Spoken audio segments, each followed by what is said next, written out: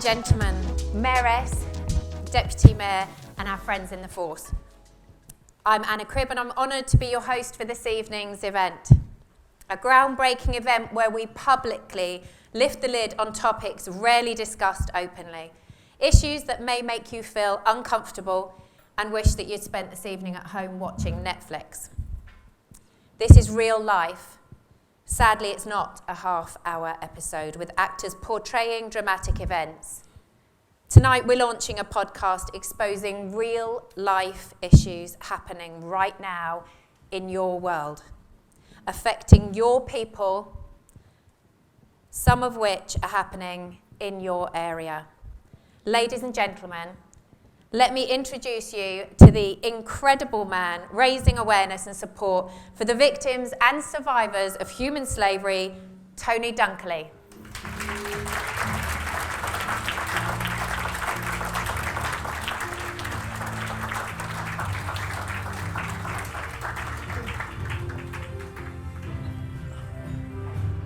It's comfier than it looks, this chair.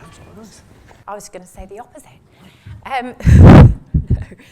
Tony, welcome, and thank you for having us all here to launch this podcast and raise awareness of these issues that are so rarely highlighted and exposed publicly.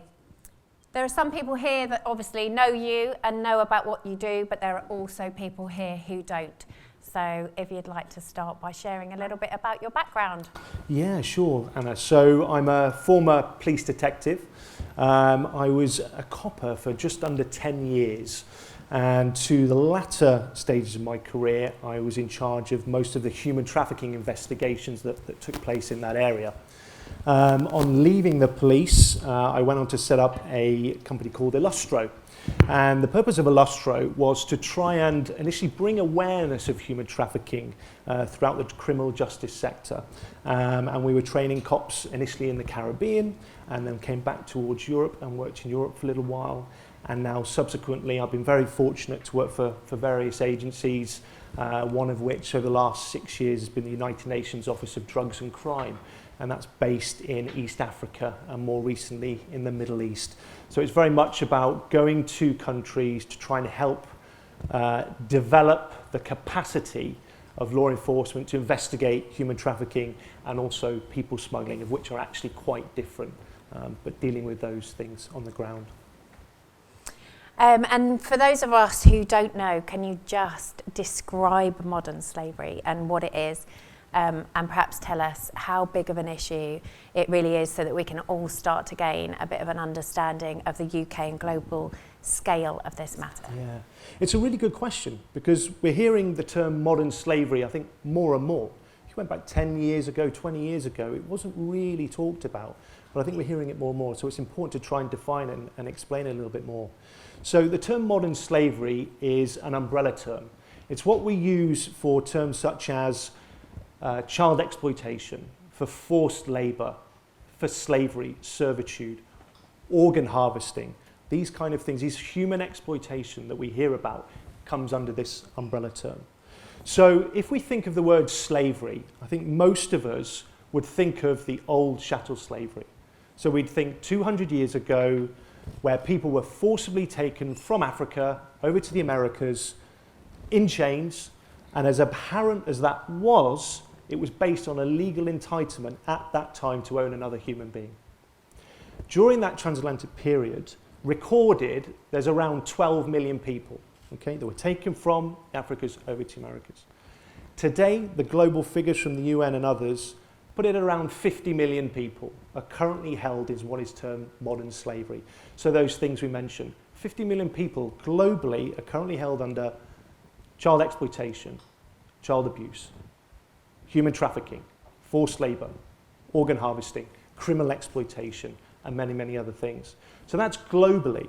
So if we want to bring it back to the UK figures at the moment, the dark figure that we look at is around 136,000 was the last dark figure of people in the UK that are currently held in a situation of modern slavery at any one point. And that's a startling figure for most people who live in the UK, because we often think it doesn't happen here. It happens over there. And the reality is it couldn't be any different. Figures from last year, because the figures haven't quite been finalised for this year, but for last year in total, there was 18,000 people that were identified as potential victims of trafficking in the UK. 18,000, okay, by frontline, first-line responders. So if you look at that figure, there's a lot at the moment that we're not finding. And it's about trying to raise awareness from the public, police, and other agencies about identifying victims, about ensuring that we're investigating these things as best we can with a survivor-orientated approach. So we're making sure that those who are identified as victims play a real ownership in their recovery. And these are the kind of things, that we're trying to certainly advocate for. Now again, when we're looking at modern slavery, I've talked about the figures, what it used to be and what we've got now. Back then, okay, transatlantic slave trade, to own a slave legally cost around, in today's equivalent money, of around $30,000.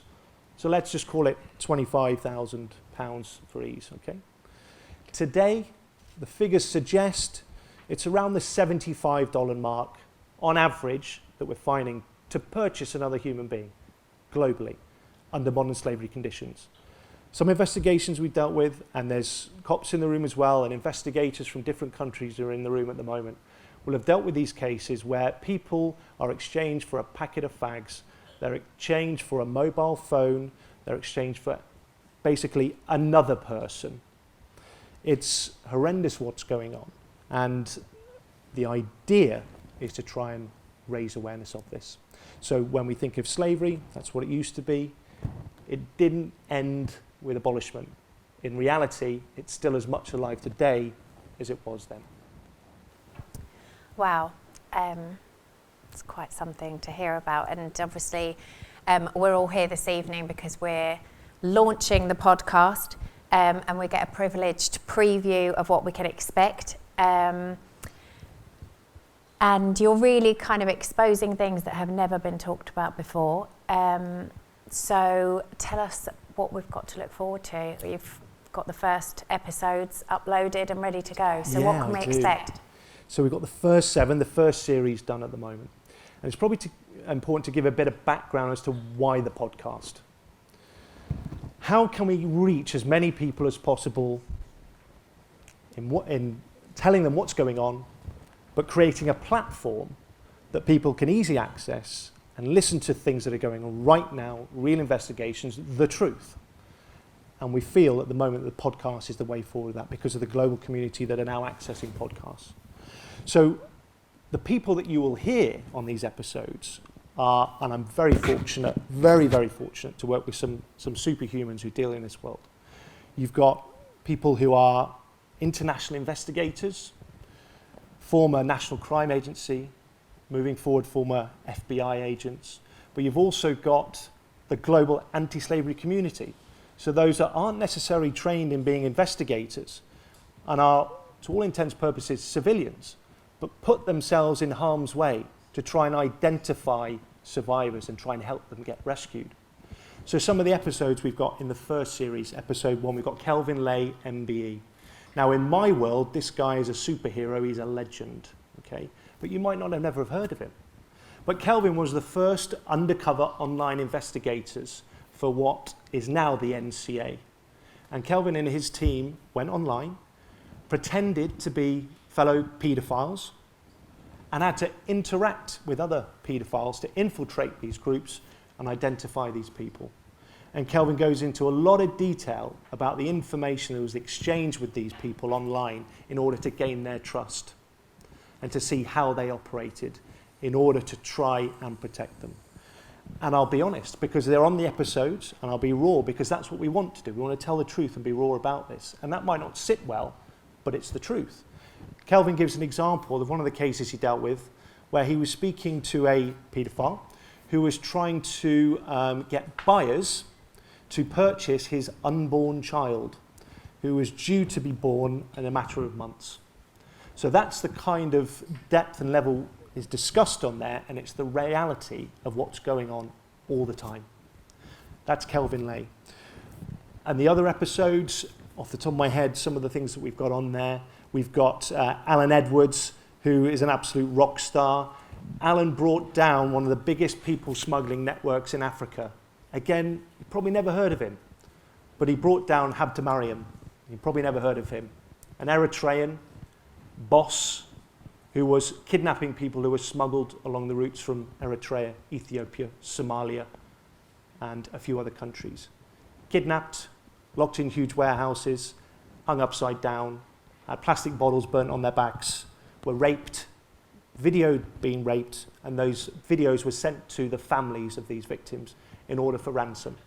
Now, that wasn't a one-off. This is happening right now, and is still happening in various people smuggling routes. And Alan goes into detail about what he has seen. These aren't third-hand accounts. They're the reality from the investigators who were right there. I'll probably go to the last one, and probably the one that I even made me a little bit, oh, should we put this out? It's a bit too much, but, you know, is Sam at Karaguba. I doubt very much that anyone has ever heard of Sam. I'll tell you what Sam does if you haven't had a chance to read it on the episode post. But Sam rescues children from being sacrificed. So Sam is in Uganda with his organisation, and over there are particular traditional practices that still endure, that we may suggest they're old and we don't believe in anymore, but are still true in some areas of these countries. And there, a child's blood has value. So that blood is taken and is used for things such as putting into the grounds of the foundation of an unbuilt building. The blood is put in the ground, the spirits are prayed to, and all to bring good luck and prosper of the hotel, the building, the commercial premise of whatever it's be before they build it. And a parent may be given a job in that hotel in exchange for their child. These are absolutely abhorrent things that most of us will never, ever, ever realise happen. And that's got to change. And that's what this is all about. So Sam's is amazing. His colleague that he works with, his daughter was kidnapped by the organised criminals that were kidnapping the children. Luckily, they managed to get his daughter back. But these are the things, the problems, the obstacles that these people face in trying to rescue children, trying to investigate these crimes when you've got people, large organisations, large criminal organisations, with a lot of resource, a lot of time, that often is disproportionate to what the police have in order to combat that. And that's where you see a lot of civilians who are leading up massive organisations now in our world that are really running in parallel with the police and doing an amazing job, like Sam's organisation. Incredible. And how exactly do you choose who and what makes the final cut for your podcast? Yeah, it's a good question. It's something that I've had to play with each episode, I think. I want the truth to be told. I want to give a platform for these people to give the realities. But I've also got to be cautious that if it goes too much, then people won't listen. So I share it with close friends before we put it out. People who aren't in the police or aren't in that world, to see their reactions and test that a little bit. But also around my own sort of moral ethical compass I get of how much is too much. I undoubtedly expect some criticism, of which I welcome, moving forward with each episode.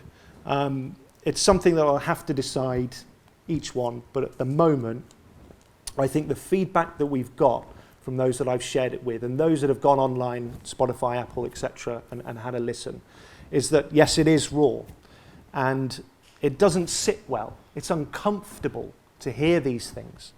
But the reality is that if we don't talk about it, we don't talk to our children about the risks, we don't talk to about adults about the risks of a job overseas that sounds too good to be true, and other things like this. If we don't talk about it, if we can't sit through the uncomfortableness of it, then the reality is it will continue as it is, if not get worse with the way the global, the way the world is and the way it could be going with climate change and all these issues that will inevitably increase vulnerability to being trafficked.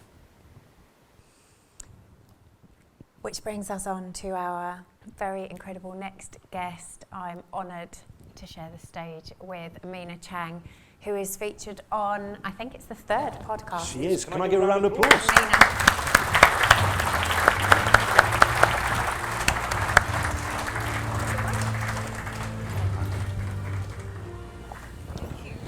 Got enough room? Okay. She's only small. The couch is too small. But I'm learning a lot actually. I was really shocked by some of the things you talk about. Really? Yeah, it's really going to be an incredible podcast. And so Mina, it's super special to have you here with us. If you'd just like to tell people a little bit about what you do. Sure. My name is Mina Chiang. I'm the founder and director of humanity research consultancy HRC. We are a UK-based award-winning social enterprise that very much focus on providing consultancy work, training, investigation to governments and larger international NGOs and private sectors to combat modern slavery and human trafficking. We've been very much known for 3 areas we've been working on. One is on our work in amplifying the voices of survivors.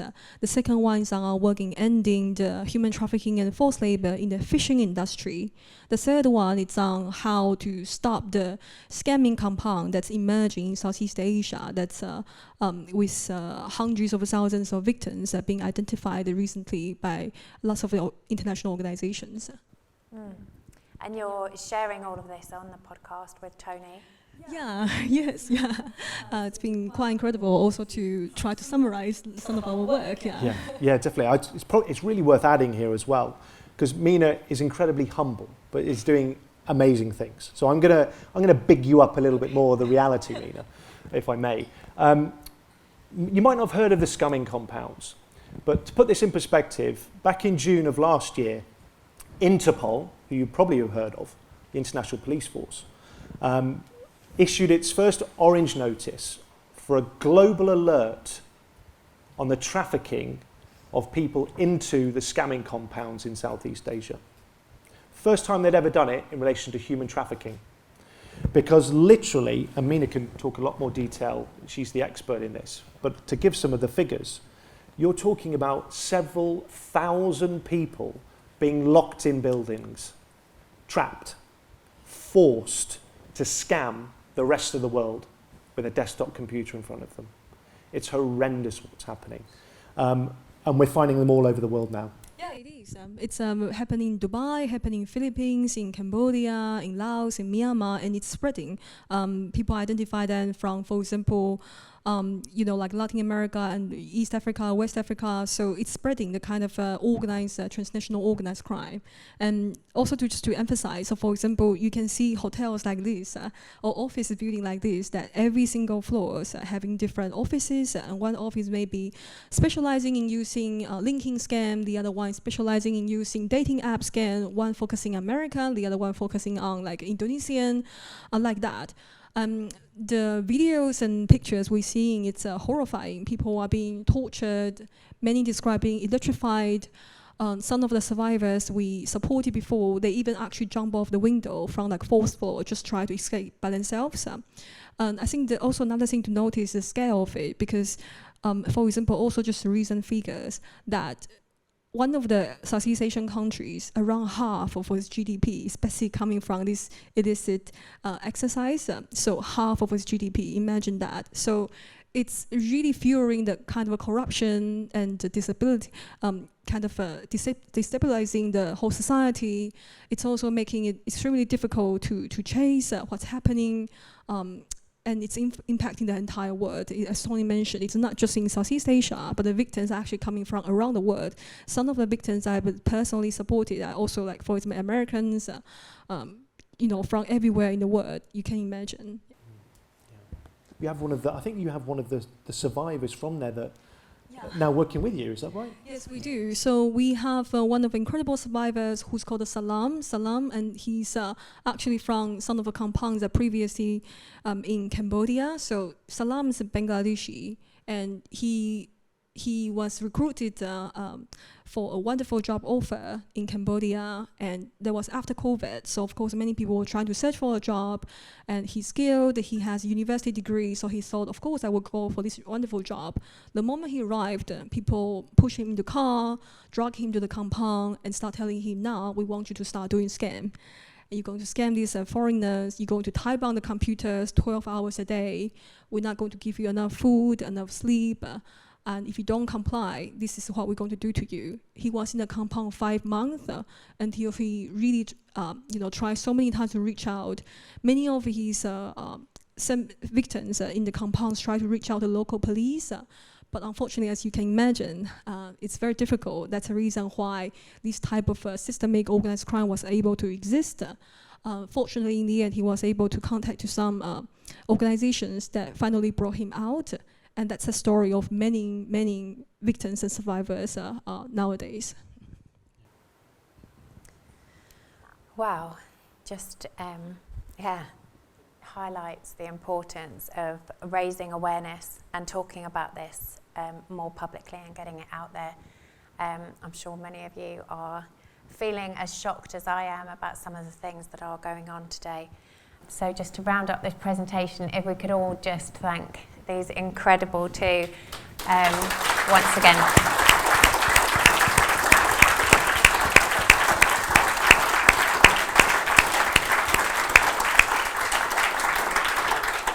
And finally, a big thank you to you all for giving up your time and support for this. Please make sure that you follow and watch the podcasts moving forward. Hopefully some more exciting issues coming up. Definitely.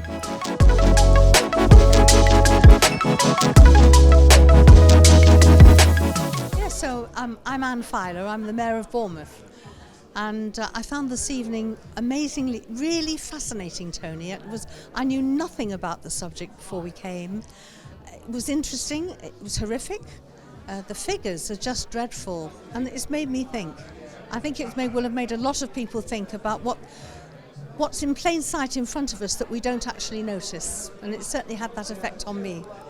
I didn't know what to expect when I came here, and I didn't understand really what you were doing and the problems in society, because I don't take part in social media or anything.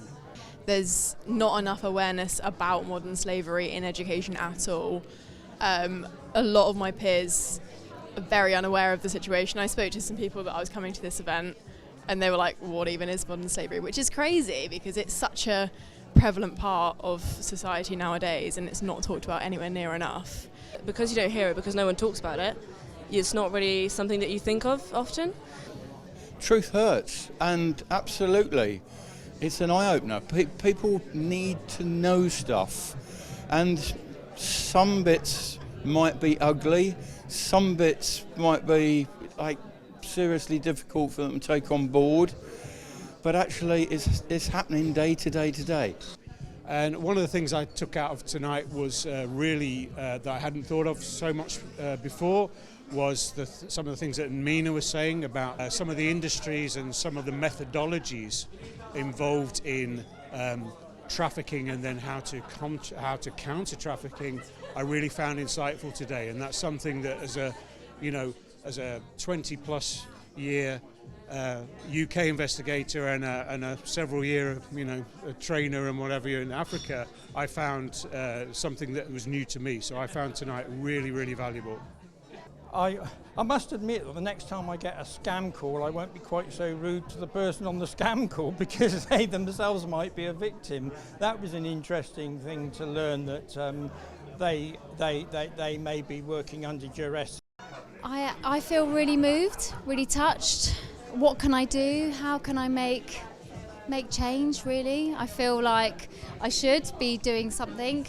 Yeah, it was amazing, really powerful.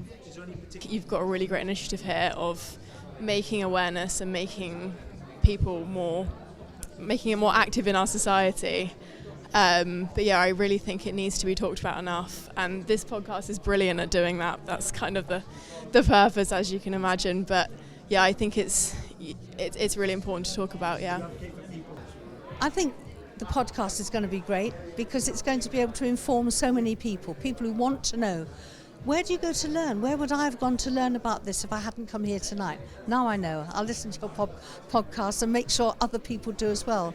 I've got 4 children and they've all got children, so I think it's going to be a must. I think you've done a great job.